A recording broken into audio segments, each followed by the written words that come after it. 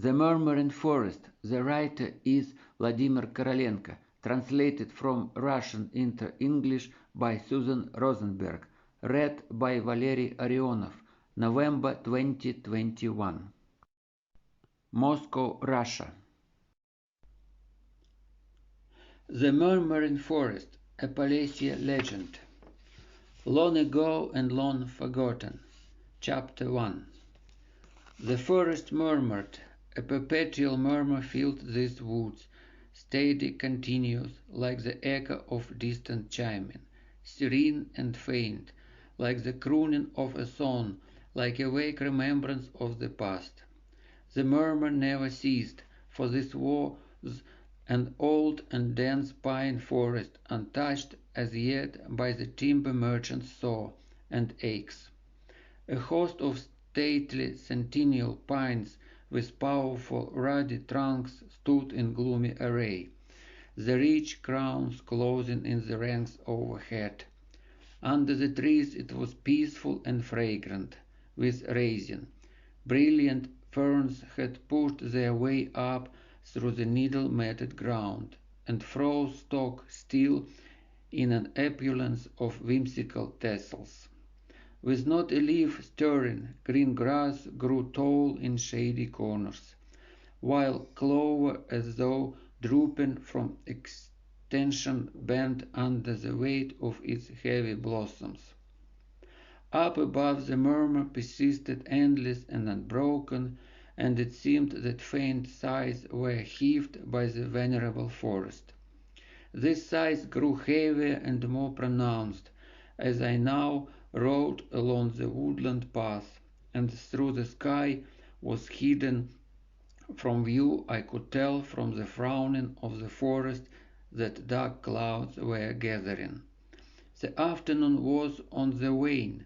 Here and there, in between the tree trunks, penetrated the slanting rays of the setting sun, but the dark shadows of twilight already lurked in the thickets. A storm was drawing on. All thought of hunting therefore had to be abandoned. The most I could hope for was to reach shelter for the night before the storm broke. With the clatter of hoofs on the naked roots, my horse snorted and picked up his ears at the ominous rumbling of the woodland echo, and he now galloped all the faster to the familiar lodge. A dog barked at our approach, and in between the thin trees loomed the clay walls of the lodge. From beneath the overhanging foliage a wreath of blue smoke curled.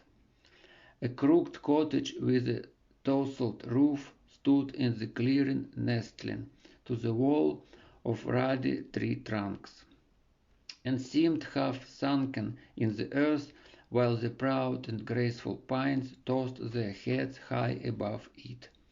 In the middle of the clearing rose a clump of densely growing young oak trees. It is in this lodge that forest rangers Zahar and Maxim, invariable companions of my hunting excursions, live. But they do not seem to be in, for no one is aroused by the barking of the great big sheep dog. The only one who is around is the old man, bald-headed with fierce grey mustaches. He is sitting on the earth bank around the wall and fiddling with his basque shoe. His mustache ends dangle almost to his waist, and his eyes have the blank stare of one who is making a vain attempt to recollect something. "Hello, grandfather. Is anybody in?" "Oh," he explains with a shake of the head. "None's in. No Zahar, no Maxim, no Motria, too. Is a roaming in the woods, searching for the cow. The cow has gone off. The bears might have got her. That's how 'tis. Nobody's in." "Never mind. I'll wait. I could sit here with you for a while." "No harm in waiting," he nods, and as I tether my horse to an oak branch, He peers at me with his feeble, bleary eyes. The old man is very decrepit. His eyes do not see and his hands shake. "And who may you be, son?" he asks when I sit down beside him. Every time I arrive at the lodge he poses the same question. Then suddenly he seems to remember. "I know you, I do," he declares, and turns his attention again to the shoe. "My old head's like a sieve. Everything slips through it. I am more likely to remember those as is long dead. New people I forget. I've been living too long." "Have you been living long in this forest, grandfather?" "Oh, how long! Way back when the French set foot on our soil I was here. You must have seen a good deal in your lifetime, and can tell a story or two." He now gives me a bewildered look. "What have I seen besides the forest, son? The forest murmurs day and night, winter and summer. And like that tree yonder, I've lived a lifetime in the forest without thought of it. Now that I am at death's door, I wonder and don't know if I lived or not. Oh, see, what if I haven't lived at all?" A shred of dark cloud drifted in from behind the dense tree crowns and cast a shadow on the clearing. The wind rocked the branches of the surrounding pines, and the murmur of the forest rose to a loud crescendo. The old man cocked his head and listened. Presently he said, "A storm is coming on. I know it is. My, there'll be a wild night. Pines will break and be pulled out with their roots. 'Tis the forest master at his old game," he added in a hushed tone. "How do you know that, grandfather?" Oh, I know it, for I know what the trees are saying. The trees, too, son, get frightened. Take the asp. It's a cursed tree. It keeps muttering and trembling even when there is no wind. Now the pine is playful and ringing on bright days, but should a wee wind blow, it gets fretting and moaning. But that's not so bad. Just you listen. My sight is poor, but my ear can hear. The oaks are stirred up in the clearing too. That's a sure sign there'll be a thunderstorm.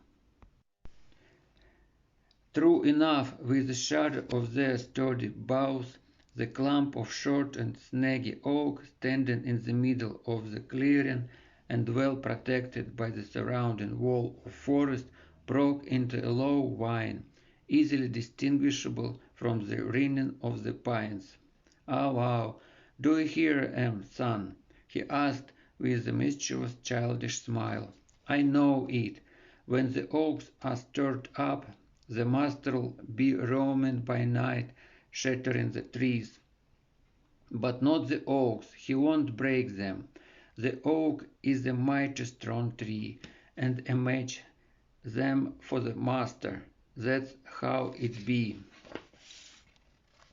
"What master is that, grandfather? You said yourself it's the storm that breaks the trees." Looking slyly at me, the old man wagged his head. Oh, I know that. They says nowadays folk believe in nothing. That's how things be. As for me, I've seen the master as good as I see you, nay better. For my eyes be feeble now, and then they were young. In my young days my eyes missed nothing.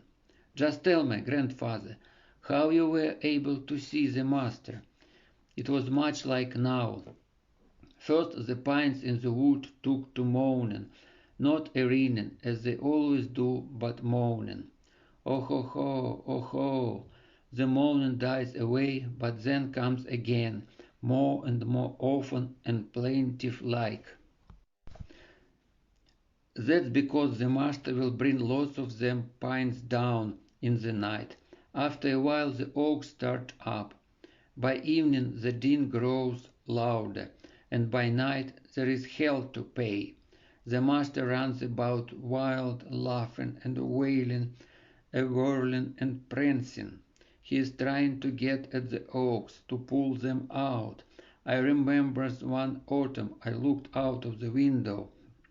He did not like that. He dashed up to the window and took a go at me with the snag of a pine. And he'd smashed up my face, maybe not in hell. But I was no fool. I jumped back. See, son, that's how mad the master can get.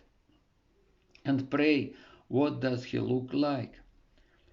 Much like the old willow in the marsh, the spit and image of it.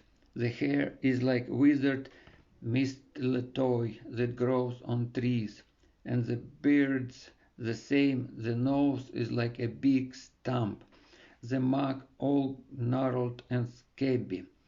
By God, he is an ugly one. May no Christian man look like him ever. God forbid. Another time I saw him quite close, down at the marshland. Should you come here in wintertime, you be sure to see him yourself. Get to the top of that hill yonder that's covered with woods, and climb the highest tree right to the top. There'll be days you are likely to glimpse him from there. Like a white cloud he passes above the trees, a-whirling and a-whirling, tumbling downhill into the hollow. He runs about, does he, and then before you know it he's gone. Ow, ow. And where he passes he leaves a white trail of snow. If believe not what an old man says, come one day and see for yourself. The old man became quite garrulous. The gusty, chattering woods and the brewing storm must have stirred the blood in his old veins. He wagged his head, chuckled, and blinked his faded eyes. Then a shadow flitted across his furrowed forehead. He poked me with an elbow and said somewhat mysteriously, "But there is one thing to be said for him, son. Of course the master of the forest be a mean rascal, and the Christian will not want to see an ugly mug like his, but the truth is he won't do a man any real harm. He'll mock a body, make fun of him, but he won't do him harm. But grandfather, did you not say he meant to strike you with a snag?" "Oh, so he did, but it was 'cause he got angry with me for looking at him out of the window, don't you see? But he won't play mean tricks on you once you mind your own business. That's the kind of forest master he is. And let me tell you, far more terrible deeds were done in this forest by men. Lord witness, they were." The old man cocked his head and kept silent for a minute or so, but when he looked at me again I caught the flicker of a reawakened memory breaking through the misty film covering his eyes. "I'll tell you, son, a tale of our woods. 'Tis something that happened long ago in this very place. I remembers it like I dream. It all comes back to me once the forest starts a murmuring loud. Would you care to hear the tale?" "I would indeed, grandfather. Hark, and I shall tell it." Chapter 2. My father and mother died long ago, when I was a little boy, and so it was I was left a poor orphan alone in the world. Ow, ow! The village folk scratched their heads. What shall we do with the lady? The squire, too, did not know. But then one day comes the forester man and says to our folk, "Give me the laddie to take to the lodge. I'll provide his keep and he'll make life more cheerful for me." The village folk replied, "You can have him." Roman took me, and from that day on I stayed in the woods. 'Twas Roman who reared me. Fearful he was, so help me God. A great big man, with black eyes and a heart no less black looking out of them. This was because all his life long he lived alone in this forest. Folk said the bear and the wolf were brother and nephew to him. Every forest beast he knew and feared not, but he kept away from his fellow men, wouldn't even look them in the face. God's my witness, he was that sort of man, and one look from him would send shivers down my spine. But for all that there was kindness in him. He fed me well, with plenty of pork fat in the gruel, and when he'd shot a duck, he'd feast on the bird. He did not grudge me my food, and that is a fact. And so we lived, the two of us.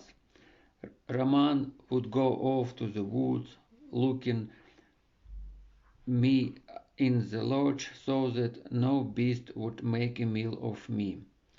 This went on until he was given a wife, Oksana by name. It was the squire's doing. He calls Roman to the village and says, "You've got to take a wife." To this Roman replies, "What the deuce do I want a wife for? What'll I do with a woman in the woods when I've got the little fellow to care for? I don't want to marry." Nor was he one who carried on with ventures. But the squire was a wily one. When I think of that squire, I can tell you that there is none like him nowadays. Squires like that one have died out. Take yourself. They tell me you too come from a gentry stock. Maybe you do, but you're not the real stuff. You're measly sort, that's what you are. The squire was a real one, of the old breed. I tell you, son, the world is made that way that 100 people will tremble before a single man. Take the hawk and the chick. Both were hatched out of an egg, but the hawk is up in the sky. He need but let out a cry for the old cock, let alone the chicks, to run for their lives. And so the hawk be a noble bird, and the hen is a lowly fowl. There be this I remember. I was a little fellow, and I sees some peasants, about 30 of them, carting big logs from the woods. Just then the squire comes along on that very road, twirling his moustaches. His frisky horse prances, and he be looking around proudly. And the moment the men see him, they turn their horses off the road into the deep snow and doff their caps. What a hard time they have afterwards getting the carts and logs out of the snow drifts. The squire gallops off, might proud to have the whole road to himself. A lift of his eyebrow could make the peasants tremble. A merry laugh raised their spirits. When his face grew dark, all went in fear, and there was not a man who dared cross the squire's wishes. Roman grew up in the forest, and as you'd expect, he was boorish, but the squire did not lose his temper with him. "It is my wish for you to marry," he said, "and whatever for is my own business. You'll wed Oksana." "Nay, I shall not," replied Roman. "I need no wife, even if she be Oksana. Let the devil wed her, not me, that's final." The squire now ordered the flogging whips to be brought. Roman was laid on the ground. "Do you agree to the marriage, Roman?" asked the squire. "I do not," retorts he. "Give it to him," says the squire, "good and hard." They flogged Roman mighty hard, and strong as he was, He got fed up with it all. "Stop it," he cries. "I'll do as I'm bid. May the woman burn in hell before I'm going to suffer so many lashes for her. Fetch her, and I'll wed her." And just as they be whipping Roman to get him married, who should come along but Apanas Shvitki, the squire's steward, riding in from the fields. When he learns what it's all about, Apanas flops on the ground before the squire, kissing his boots. "Dear sir," he entreats, "why flog this fellow when I am only too willing to marry Oksana without any urging?" See, Apanas was willing to marry Oksana. A good sort he was, I swear. Roman cheered up, got to his feet, and pulled tight the drawstrings around him. "Well and good, man. But why hadn't you come along before? And the squires know better. Why not take the trouble to ask if there be a willing man? But no, instead they grabs me and beats the life out of me. Is that acting like a Christian? Pooh!" Roman was a fellow that could even tell the squire off. Ow, ow. Once he was enraged, no one, nor the squire either, could get on the right side of him. But the squire was a wily one. In this whole business he had something at the back of his mind, and so he ordered Roman to be put down flat on the grass again. "I do it for your own good, you fool," he cries, "and you are turning your nose up. You live lonely like a bear, and the lodge is a cheerless place. Flog him, the fool, till he screams he's had enough. As to you, Apanas, get the hell away from here. This a repast you've not been invited to share. There is no room for you at the table, unless it's the treat Roman is getting that you are hankering for." By now Roman was real rageful. Ow, ow. The blows fell thick and fast, 'cause folk in those days knew how to give a flogging. Roman stood the whipping for a long time. He would not say enough, but in the end he gave in. "It's not fair for a Christian to be flogged like that," he said. "All because of a wench, and the blows not even counted. Enough! May your arms wither away, you flunkies of the devil. You've been taught well how to use the whips. Am I a sheaf of corn that you should thrash me so? If that's how it is, I agree to the marriage." "Good," says the squire, well pleased. "And with the flogging you've had, though you'll find it hard to sit, you'll do all the more dancing at the wedding." The squire was merry that he was, but what befell him afterwards I would not wish upon any Christian, nor Jew either. That's what I think.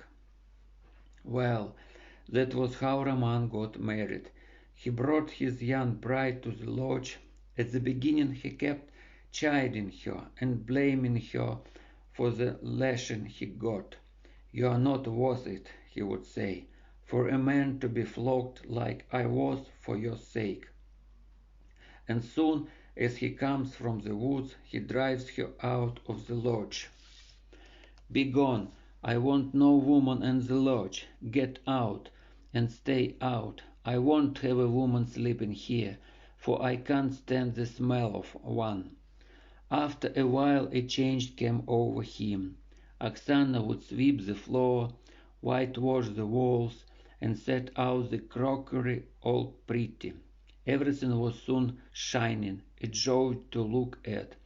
Roman could see that she was a good woman, and bit by bit he grew used to her. Nay, more than that, son, he took her into his heart.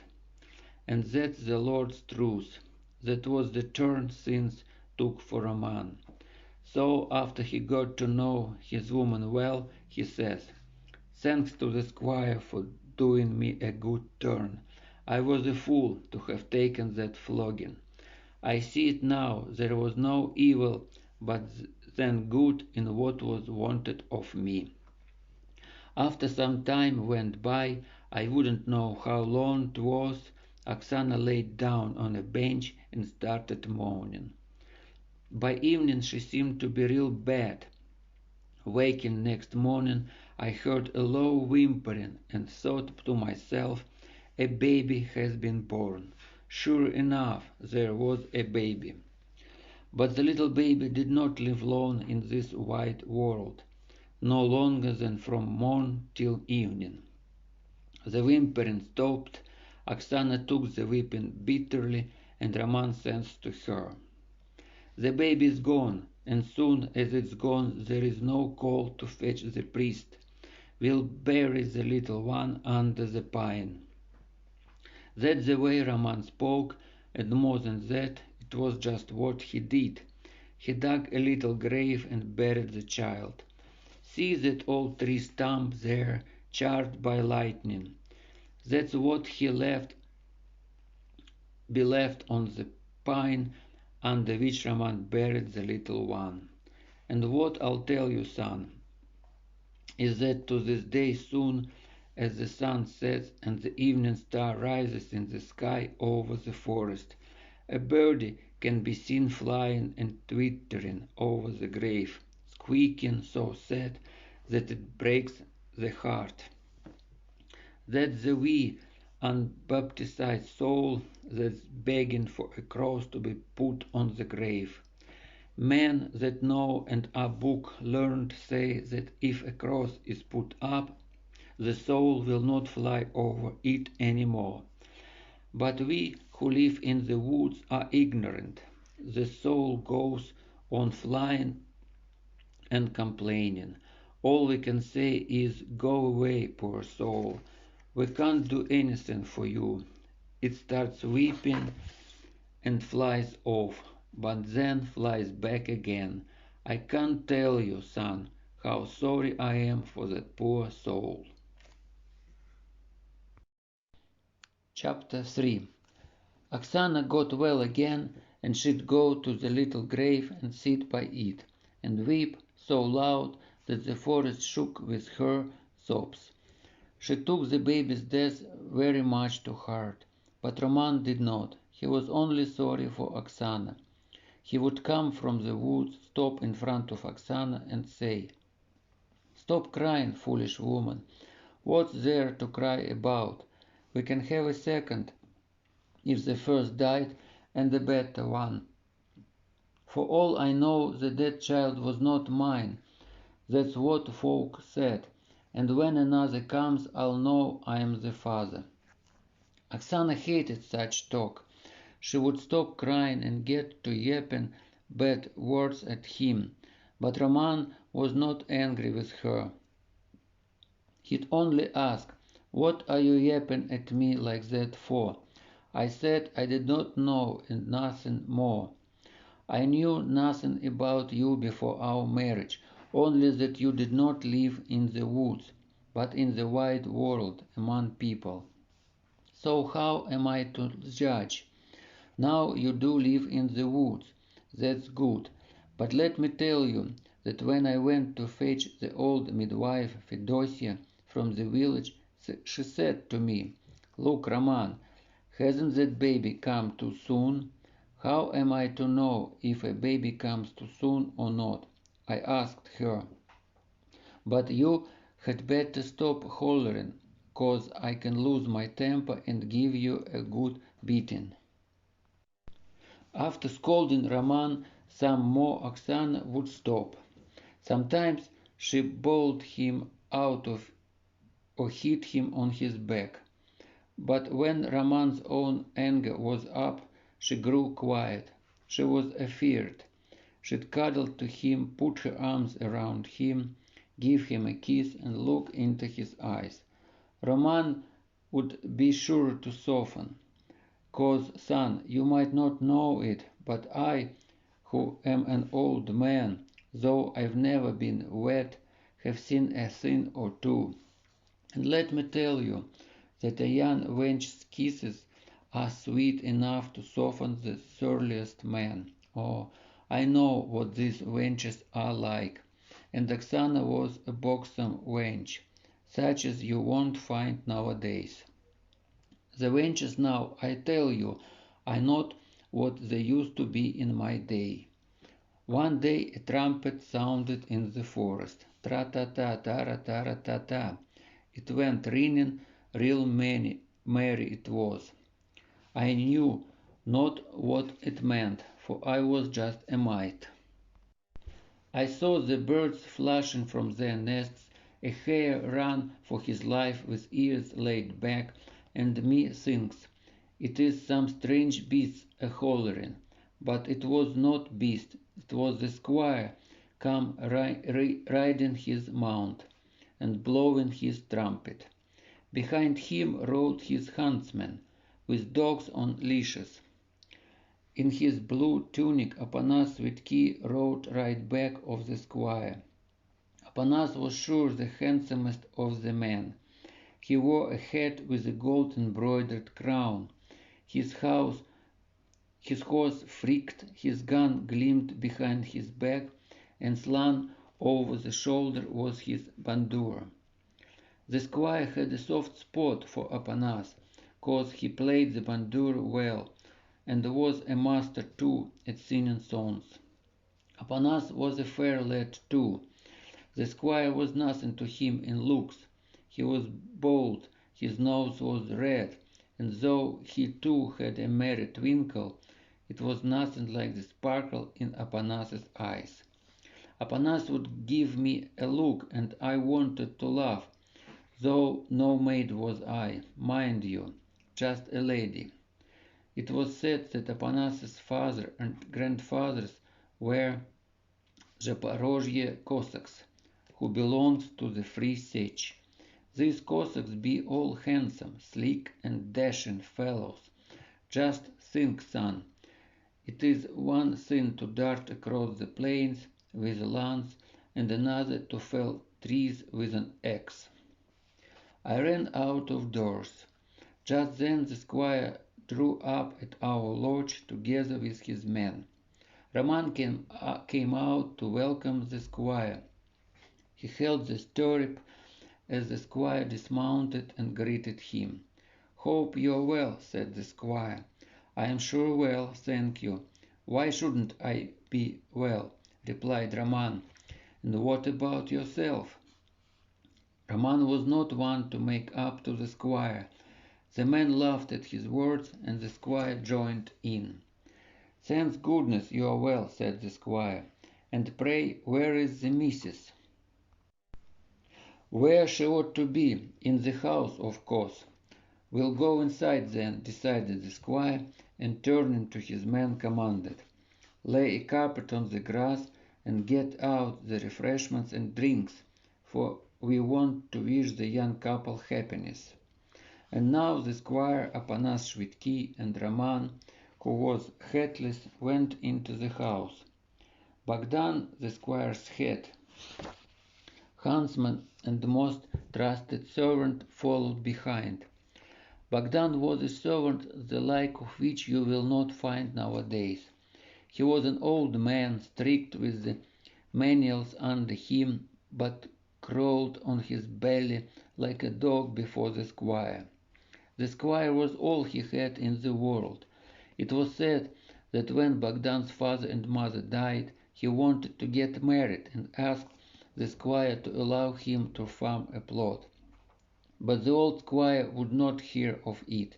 He made Bogdan man nurse to the young master, who'd be to him, he said, father and mother and wife all in one. It was Bogdan then that reared and cared for the present squire when he was a little boy. From Bogdan the squire first learned to ride a horse and to shoot. When the young master grew up, he became the squire of the manor. Old Bogdan followed him around like a cur. To tell the truth, many were the curses heaped by the people on Bogdan for his severity, and many were the tears shed because of him. He did the squire's bidding and took no pity of anyone. At a word from the squire could he do away with his own father. The little lad that I was, out of curiosity, I slipped in after them into the house. I now saw the squire standing in the middle of the room, stroking his moustaches and chuckling. Roman was right there too, shuffling from one foot to another, crumpling his cap in his hands. Apanas stood a bit apart, leaning with his shoulder against the wall. He had a dark and frowning look, poor fellow, like that young oak in the storm now brewing. The three of them turned to Oksana. Bogdan alone had dropped down on a bench in a corner and sat there, with head hung, awaiting the squire's bidding. Oksana drew away into a corner at the stove, lowered her eyes, and turned as red as that poppy growing twixt the barley. She sensed misfortune, knowing that she would be the cause of it. Let me tell you, son, that when three men have their eyes on the wench, no good will come of it. There'll be a fight, if not worse. I know it well, for I have seen it happen. The squire laughed. Well, Roman, my fellow, did I get you a good enough wife? I'd say she's as good a wench as any, Roman replied. Apanas glanced at Oksana and muttered under his breath, "Yeah, quite a wench, but too bad it is a fool that got her for a wife." Roman heard what he said and turned to face him. "Pray, Apanas, sir, why do you take me for a fool, I'd like to know?" "I take you for one," Apanas retorted, "'cause you are not smart enough to protect your wife." See what Apanas hinted at? The squire stamped his foot in anger. Bogdan shook his head. Roman thought a while, lifted his head and glanced at the squire. "What need be there to protect her?" he asked Apanas without taking his eyes off the squire's face. "Except for the beasts, she's got nothing to fear. It is only our gracious squire that comes our way now and then." "Against whom then must I protect my wife?" "Don't you go taunting me, you devil of a Cossack, or I'll catch you by that forelock of yours." Two men would have come to blows, but the squire stopped them.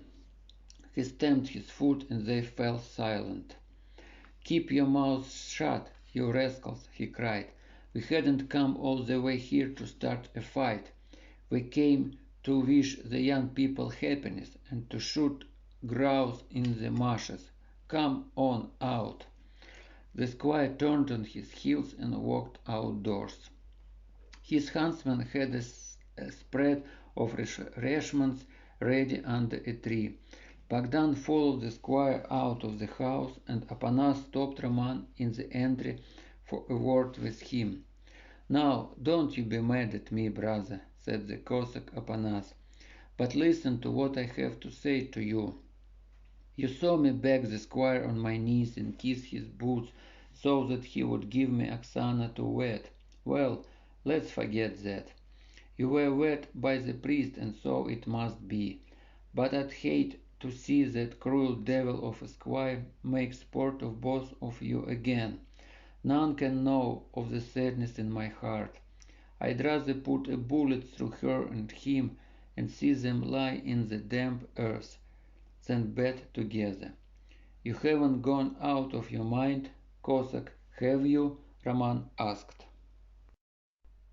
Chapter 4. I did not catch what Apanas replied, for they both spoke in a low voice, but I saw Roman give the other a friendly slap on the shoulder. "What evil and cunning folk walk on the earth," remarked Roman. "Living in the woods as I do, Apanas, I know nothing of such goings on. and you, squire, are playing a dangerous game. Now get you alone, said Apanas to him, and take care not to give away what you know anything above all to Bogdan. That cur is sly enough to outsmart you any time. And see you don't drink too much of the squire's liquor. If he decides to stay behind and sends you off with his men, take them as far as the old oak tree, show them the roundabout way, and tell them you will take the short cut and return as fast as you can. Good, said Roman, and if I go, I won't load my gun with small shot, but with the buck shots we use for hunting the bear. When Roman and Apanas came out, the squire had already made himself comfortable on the carpet. He asked for the wine flask and drinking cup, into which he poured out some brandy and handed it to Roman. It was a dandy flask and drinking cup that the squire had, and the brandy was even better. You downed one cup and your heart glowed. You downed a second and your heart frisked in your breast. And if a man was not accustomed, he would be sprawling under the bench after a third, when there was no woman to get him into bed. Oh, I tell you, the squire was a wily one. He wanted to get Roman dead drunk, but there was no such brandy as could do that to Roman. Roman drained one cup, filled by the squire, another, and then a third. But it only made his eyes gleam dangerous like a wolf's, and his moustaches twitch. The squire grew angry. Look at the bastard. He swills brandy without batting an eyelid. Another one with that much brandy in him would have been weeping a long time ago. And this one, my good folk, why, he is laughing. This devil of a squire knew full well that once a drunken man got to the point of weeping, he would drop his head on the table soon. But this time he had the wrong man. And why, pray, should I be weeping? Asked Roman. Surely that would be a proper thing to do, not to bawl like a woman when my gracious squire comes to wish me happiness. Thank the Lord, I have nothing to shed tears about. Let my enemies shed tears. Does that mean you are well pleased? Asked the squire. So I am. Why should I be displeased? Have you forgotten how we urged you into marriage with a whip? I couldn't forget that, but I tell you, I was a fool then. I knew not what was bitter and what sweet. The whip was bitter, and I liked it better than the woman. But now I must thank you, sir, for teaching a fool to know the sweetness of honey. Very well, replied the squire. Then it's your turn to do me a service. Guide my men to the marshland to shoot plenty of game, and don't fail to bring some woodcock. When do you want us to start out? After a couple of more drinks, and when Apanas sings for us, then off you go. Roman looked at the squire and said, It'll be tough going. The day's on the wane. It's a long ride to the marshland, and with the way the wind's worsening, there is sure to be a storm. Small chance we have of shooting a watchful bird like the woodcock. By now the squire was tipsy himself, and at such a time his temper was quick to rise. He heard his men say in an undertone, Roman is right about the storm coming on, and flew into a rage. He brought his drinking cup down angrily, raised his eyes, and all fell silent. Apanas alone did not get frightened. He came forward with his bandura, and while tuning it, said with a sidelong glance at the squire, "Surely, sir, you won't act against your better judgment and send the man to shoot grouse into the storm at so late an hour." He was bold right enough. Of course, the others were in fear of the squire. They were his chattels. But Apanas was a free man, him being of Cossack descent. He was brought to these parts by an old Cossack bander player from the town of Uman in the Ukraine.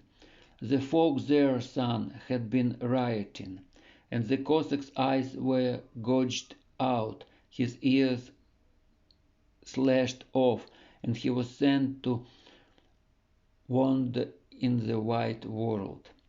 The boy Apanas was his guide, and thus they went from one town and village to another, until one day they showed up at the manor of the old squire.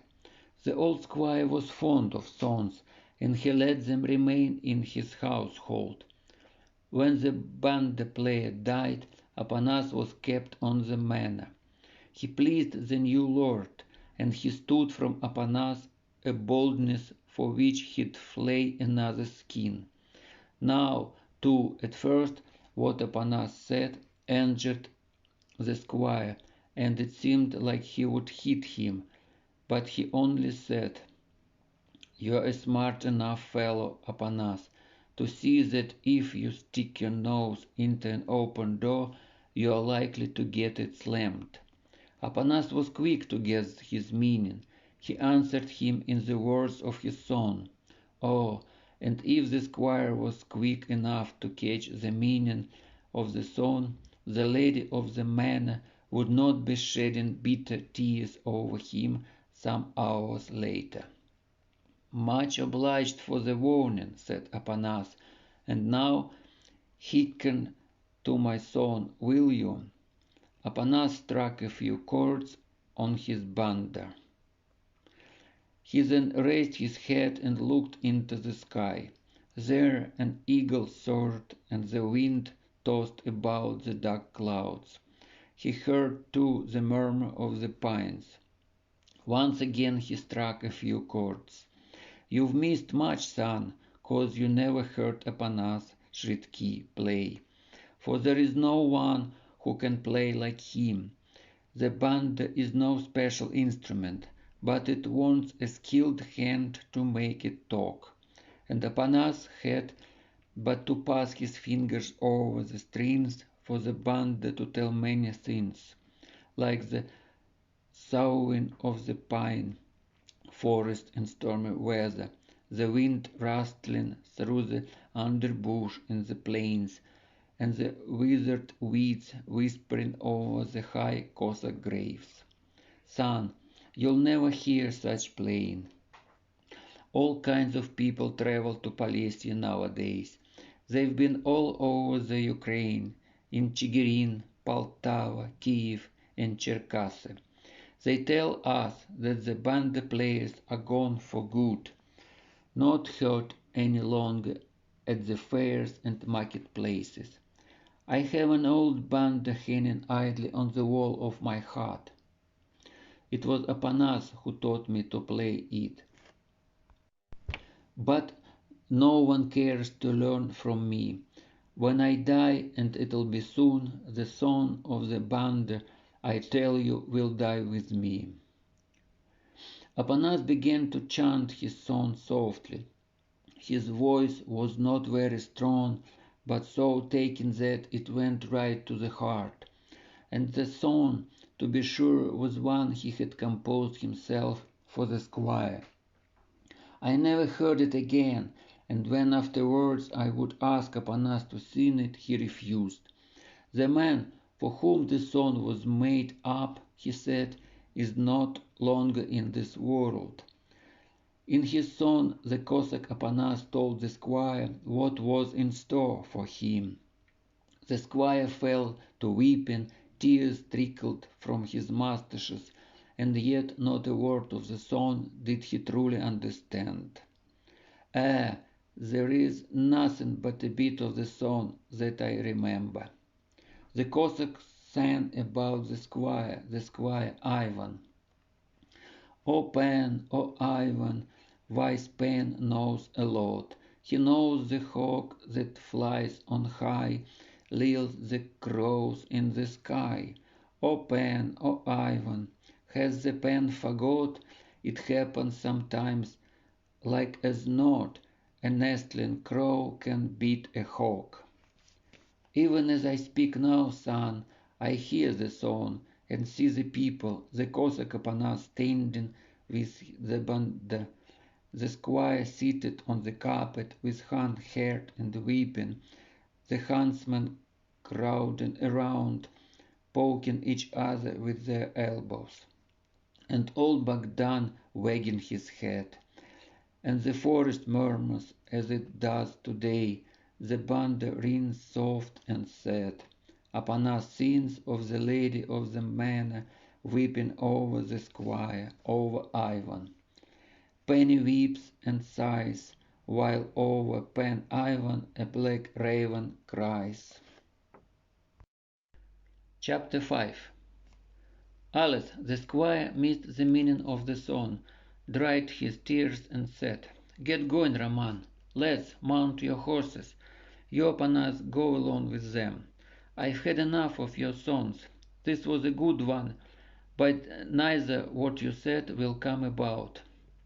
The heart of Apanas softened from the song, and his eyes were sorrowful.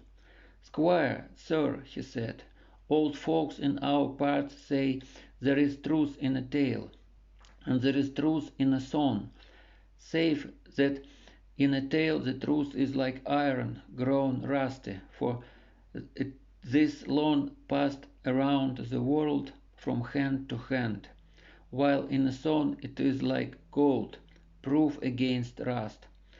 That is what the old and wise say." The squire brushed his words aside. "That may be so where you come from, but not in these parts. Be off with you, Apanas. I've had enough of your chatter." Apanas lingered about a minute longer, and then all of a sudden dropped on his knees before the squire. "Look, squire, get on your horse and ride back to your lady. I have a foreboding of evil." The squire grew so angry at these words that he kicked the young Cossack as he would a dog. "Get out of my sight. You are no better than a woman. Get away before you catch it from me." He then turned to his men. "What are you standing there for like that, you swine? Am I your lord or not? I'll do to you what my fathers have not done to yours." Apanas rose from the ground, dark as a thundercloud. He exchanged a look with Roman, who stood apart from the rest, leaning calmly on his rifle, as though nothing had happened. Suddenly he smashed his bandur against a tree, and it broke into smithereens, and let out a pitiful moan that ran out all through the forest. "Let the devils in the other world knock sense into a man who refuses to listen to reason," he said. "I can see, squire, that you have no need of a loyal servant."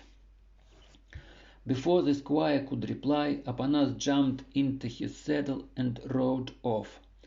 The other men too mounted their horses. Roman threw his gun on his shoulder and shouted to Oksana before he left. "It's time to put the lady to bed, Oksana, and make the bed for the squire too." When everybody rode away, going down the road over there, the squire went into the lodge. There was only his horse standing tethered under a tree. It was growing dark, blustery, and beginning to rain, just the way it is now. Oksana put me to bed in the hayloft and made the sign of the cross over me for the night. And then I heard her sobs.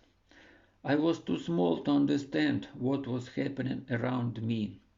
I curled up in the hay, listened for a while to the hum of the storm, and started to doze off. But just then I heard a man walking near the lodge. He went to the tree and unscisored the squire's horse. It snorted, stamped its hoofs, and galloped off into the woods. Soon the sound of its steps died away. Then I heard another horse come down the road, this time to the lodge. The rider jumped down from the saddle and rushed to the window.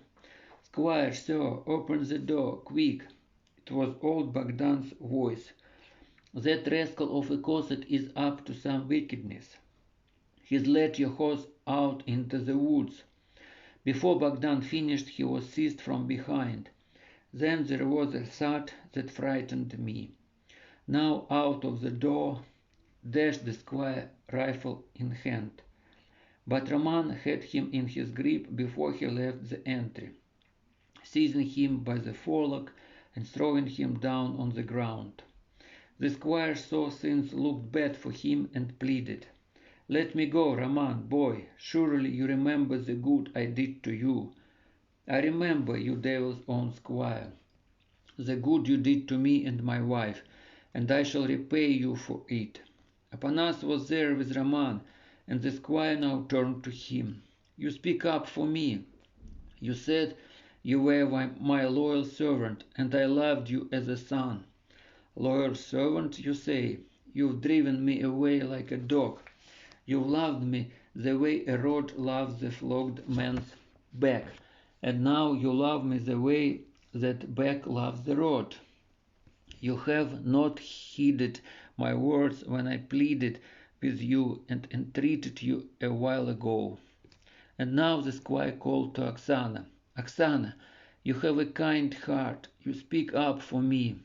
Oksana came running out of the lodge and cried out desperately, "Sir, did not I ask you and beg you to spare me and not to disgrace a married woman? But you cared not. Now you beg me to do something for you. Oh, misery, I know not what to do."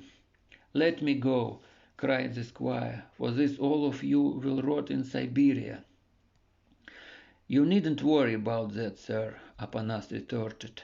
"Roman will be at the marshland before the others get there. See? As to me, thanks to you, I am all alone and care little for myself, so that I can go away into the woods with my rifle, gather a jolly band, and lead a merry life. We'll go out on the highway, and once we are in the village, we'll make our way directly to the manor house." He now addressed Roman. "Let's carry the squire out into the rain." And so they did, the squire screaming and kicking, Roman growling like a bear, and the Cossack Apanas mocking the squire. I was so frightened that I ran to the lodge to be with Oksana. She was sitting on a bench looking as white as a sheet. The thunderstorm now blew full blast, the forest wailing, the wind howling, and the thunder crashing. As I sat on the bench beside Oksana, a moaning came from the woods. It was so plaintive that to this day I cannot recall it without a shudder, though it goes many years back. "Oksana, dear heart," I asked, "who can it be moaning like that in the woods?" She cradled me in her arms and rocked me, saying, "Sleep, sonny, it is only the forest murmurs." And indeed, the forest murmured louder than ever. It was for another little while we sat. Then I thought I heard a rifle shot in the woods. "Oksana, dear heart," says I, "who may that be shooting out of a rifle in the woods?" The poor thing went on rocking me and repeating, "Hush, you lady, it is only the thunder." She couldn't stop crying, and she went on pressing me close to her heart and saying, the forest murmurs, lady." and so I fell asleep in her arms. Next morning, when I woke up, the sun was shining. Oksana was asleep with her clothes on. It seemed to me that I had dreamed the happenings of the night before. But I had not dreamed them, not at all. They had happened. When I went out of the house and ran into the wood, the birds were at twitter, and the morning dew glistened on the leaves. I came to a bush, and there lay two corpses, side by side, of the squire and Bogdan. The squire's face was pale and calm, while the head huntsman, grey as a dove, looked stern as he did in life. And I saw blood on the chest of both. What befell the others? I asked when the grandfather dropped his head and fell silent. Ah, things turned out just as Apanas said they would. He himself lived alone in the woods, raiding the highways and the manor houses with his fellows. As his father before him, it was his Cossack destiny to become a Gaidamak. Time and again he dropped into this very lodge, and, mind you, most often when Roman was away. He would sit for a while, sing a song, and play the bandur too. But whenever he came with his fellows, Roman and Oksana always made him welcome. However, there was more than that to his visits. When Maxim and Zakhar are here, take a good look at them. I've never dropped a hint to them, but folks as knew Roman and Apanas will tell at once which resembles the one and which the other, though they be grandsons and not sons of them. Such are the things that I remember happening in our pine forest. See how loud the forest murmurs. There is sure to be a storm. Chapter 6. It was on a weary note that the old man finished his tale. His excitement seemed all spent, fatigue possessed him. He stumbled over his words, his head shook, and his eyes teared. Evening's dark shadows had descended upon the forest and the earth below. The forest around the lodge tossed about like a violent sea, the frowning tree-tops rocking like the crests of waves in gusty weather. The dogs' loud barking announced the arrival of their masters. Both forest rangers hurried toward the lodge, and close on their heels to complete our company came Motre with the missing cow. A few minutes later we were seated inside the hut. A fire crackled merrily in the stove, and Motre was getting our supper ready. Though I had seen Zakhar and Maxim many times before, I now eyed them with keen interest. Zakhar was swarthy of face, with brows meeting beneath a low, bulging forehead. His eyes had a sullen look, though the face bespoke a good humor that goes with robust strength. Maxim's grey eyes, on the other hand, were frank, with a tender light in them. He was in the habit of giving a toss of his curly hair, and his laughter was amazingly infectious. "I bet you've been listening to the old tale about our grandfather," said Maxim. "So I have," I replied. That's the old man talking again. Old memories come back to him when the forest murmurs loudest. These memories are sure to keep him awake most of the night. "He is like a child," Motre remarked as the ladled cabbage soup into the old man's plate. The old man seemed not to understand that he was the subject of conversation. He indeed now had a senile look. He smiled on a silly way, nodding his head. But his face showed genuine alarm, and he listened apprehensively whenever a fresh gust of boisterous wind buffeted the lodge. It soon grew still in the forest hut. The dying flame of the wick in the crock cast a faint flicker, and the only sound to be heard was the crickets chirping. But outside the forest stirred with the rumbling of 1,000 voices, joined in forceful but suppressed clamor, holding grim discourse in the darkness. It was as though a conference was in progress at which a sinister power rallied forces to strike with concerted strength at the puny little lodge in this nook of the woods.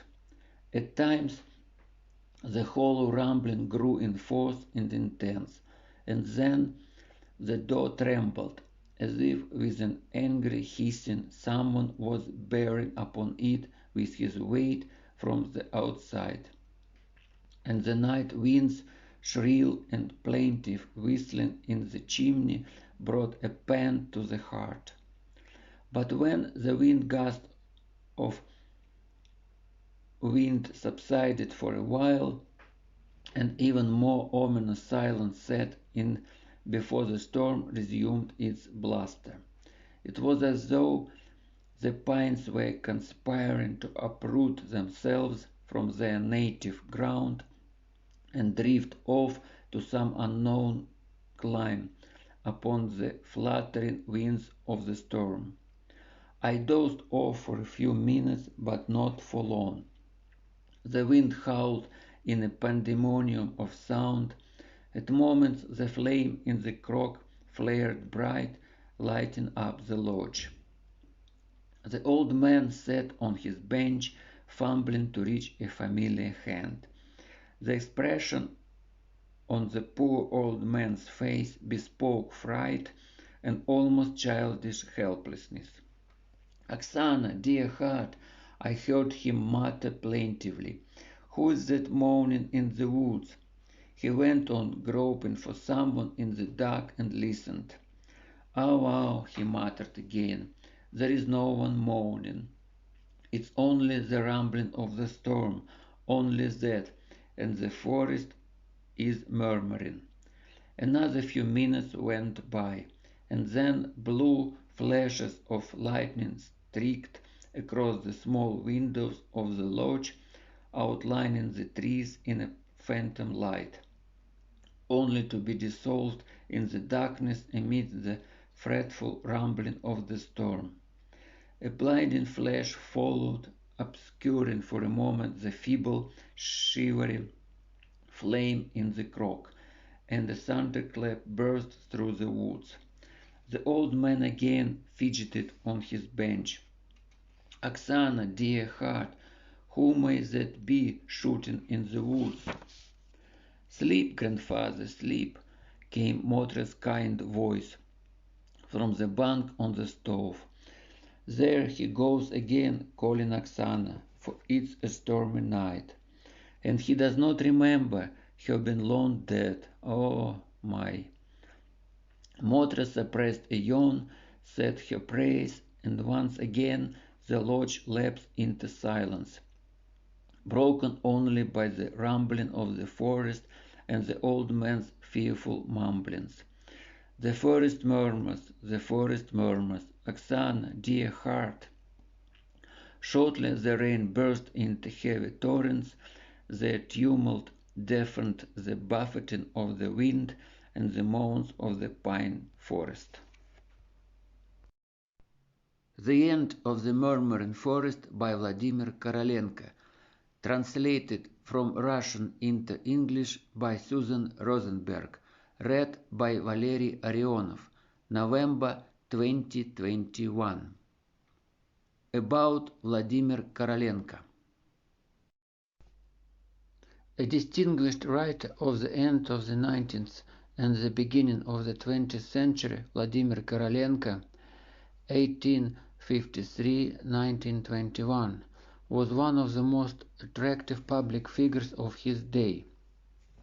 Maxim Gorky, who was closely acquainted with Korolenko, wrote, "Every talk I had with him strengthened the impression of V. G. Korolenko as a great humanist. I have never met among cultivated Russians anyone with such a thirst for truth and justice, anyone feeling so keenly the need for embodying that truth in life. Korolenko's literature heritage consists of his stories, short novels, his voluminous The History of My Contemporary, a half-century chronicle of Russian life, sketches of Siberia, where he lived in exile, his reminiscences of Tolstoy, Chekhov, Gershwin and other writers. The present volume contains Korolenko's best works of the 70s and 80s of the last century. A line from one of his own stories may well serve as an epigraph to this book. Man is born for happiness as a bird for flight.